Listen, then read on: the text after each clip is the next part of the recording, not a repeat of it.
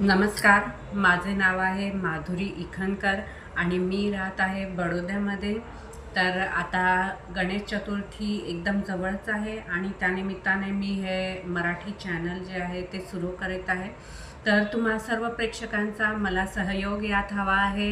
1 million सबस्क्रायबर्सपर्यंत मला पोचायचं आहे.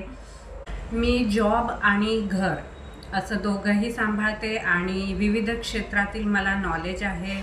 मी रांगोळ्याही काढते, मेहंदी काढते आणि त्याचबरोबर मी एक सॉफ्टवेअर इंजिनियर पण आहे. एका MNC कंपनीत मी जॉब करीत आहे. तर मी जॉब आणि घर दोघं कसे सांभाळते आणि घरातील काही tips, skin care, hair care याबद्दलचे सगळे व्हिडिओज तुम्हाला माझ्या या चॅनलवर बघायला भेटतील. तर माझ्या फॅमिलीची ओळख मी तुम्हाला माझ्या नेक्स्ट व्हिडिओमध्ये करून देईल आणि होम टूरसुद्धा देईल. हे घर आम्ही नवीनच घेतलं आहे. या घराला आता 2 वर्ष झाली आहेत. हे आमचं ड्रीम हाऊस आहे. तर हे आमचं ड्रीम हाऊस कसं आहे ते मी तुम्हाला माझ्या नेक्स्ट व्लॉगमध्ये नक्कीच दाखवेल. मी मूळची महाराष्ट्राची आहे आणि लग्न झाल्यानंतर मी इथे गुजरातमध्ये बडोद्यामध्ये सेट झालेली आहे. तर मला महाराष्ट्राच्या पण रेसिपीज येतात आणि इथल्या गुजरातच्याही रेसिपीज येतात.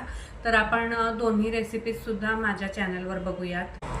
तर गणपती येत आहेत आणि घरामध्ये गणपती निमित्ताने साफसफाई आणि सर्व तयारी चालू आहे. तर त्याबद्दलचीही माहिती मी तुम्हाला माझ्या व्लॉगमध्ये देते. गणपतीसाठी काय काय शॉपिंग मी करत आहे आणि काय काय अत्यावश्यक गोष्टी त्याच्यासाठी लागतात तर ते सगळं मी तुम्हाला सांगेल. इथे गुजरातमध्ये सुद्धा खूप छान रीतीने गणपती सेलिब्रेशन होतं. म्हणजे खूप मोठे मोठे गणपती इथे सुद्धा असतात आणि इथे मराठी लोकंसुद्धा भरपूर आहेत. गणपतीच्या सजावटीसाठी आम्ही छानसं असं डेकोरेशनचं घेतलेलं आहे. ते मी तुम्हाला दाखवते.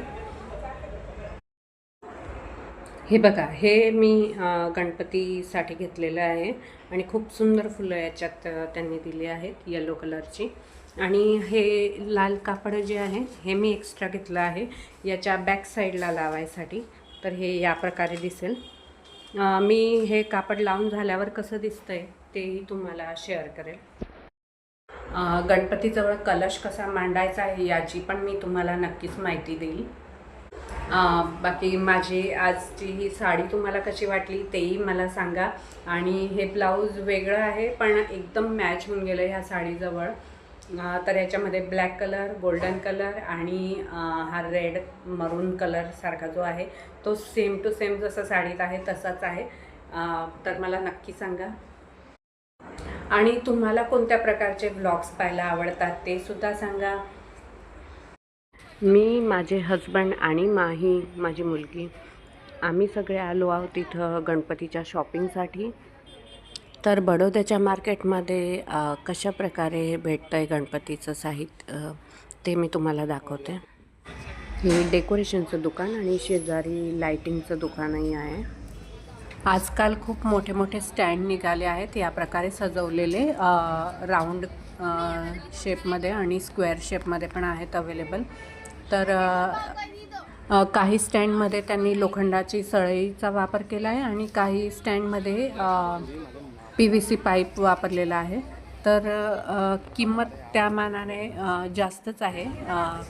कारण हा जो रेड स्टँड आहे तो आम्हाला खूप आवडला होता पण त्याची किंमत 4,000 सांगितली आणि आमचे गणपती आहेत लहान तर त्याच्यामागे ते स्टँड मोठं होईल म्हणून आम्ही लहान स्टँड विकत घेतलं.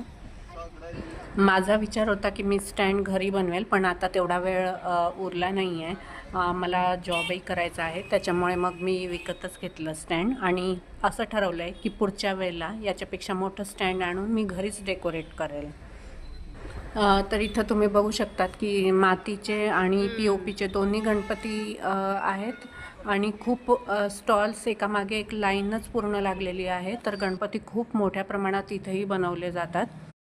तर आमचं असं ठरलं की आज फक्त आम्ही डेकोरेशनचं साहित्य घेऊ आणि बाकी गणपती आम्ही उद्या घ्यायला जाणार आहोत. खूप सुंदर सुंदर सजवलेले स्टँड उपलब्ध आहेत. मार्केटमध्ये गेल्यावर ना खरं तर आपल्याकडे पैसाच पाहिजे. बाकी तुम्हाला पाहिजे ते सगळं भेटू शकतं. अगदी कस्टमाइज स्टँडसुद्धा बनवून देण्यात येईल असंही सांगितलं गेलं आम्हाला. पहिले विचार झाला तसं कस्टमाइज बनवून घ्यायचं, पण मग तो शॉपवाला म्हटलं की टाईम लागेल, वेळ लागेल या गोष्टीला, आणि मग आम्हाला वाटलं की कुठे डिपेंडंट राहायचं त्या गोष्टीवरती. तर आम्ही जे अवेलेबल होते स्टँड म्हणून त्यातनंच विकत घेतलं. हे बघा, इथं गणपतीला झाकून नेण्यात येत आहे लाल कपड्याने. इथे मी आवाज म्यूट केलेला आहे, अदरवाईज डीजेचा खूप जोरात साऊंड इथे आहे. गुजरातमध्ये काहीही फंक्शन असो, कोणताही समारंभ असो, इथे डीजेचं जास्ती चालतं. खूप जोरात डीजे वाजवला जातो. हे गणपती नेत असल्यामुळे हा रोड पूर्ण ब्लॉक होऊन गेला. आम्ही ह्या एका शॉपवरती इकडे गणपती पाहायला आलो, तर खूप सुंदर सुंदर मूर्त्या आम्हाला दिसल्या. गौरी गणपती, शंकर पार्वतीसोबत गणपती, अशा विविध मूर्ती दिसल्या. इथे गणपतीसमोर छान गरबासुद्धा करतात. इथे गुजरातमध्ये फंक्शन असो किंवा फेस्टिवल असो, तर सगळ्यांमध्ये गरबा तर मस्टच आहे. तर यासोबत मी संपवित आहे आजचा हा व्लॉग.